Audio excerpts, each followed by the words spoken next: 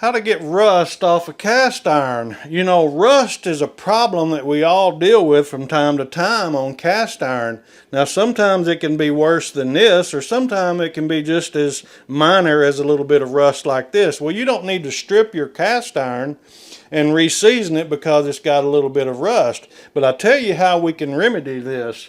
Lodge actually has what's called a rust eraser. And I'm going to show you how easy this is. It's just like a regular eraser on a pencil. You just take the eraser and just rub that right there like that on your rust on the cast iron. And then once you get all that off, you just go over to the sink, rinse it off. So once you get it erased with your Lodge rust eraser like this, you just walk over here and just kind of rinse this out just like you normally would.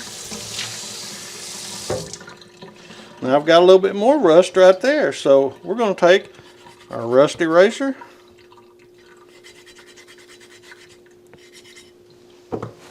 and rinse that out.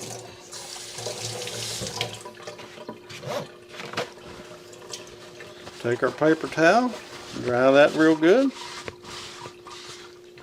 and there you have it. The Lodge rust eraser. I hope this has been helpful for you guys. It sure has been helpful for me. We use it quite a bit on small minor rust issues.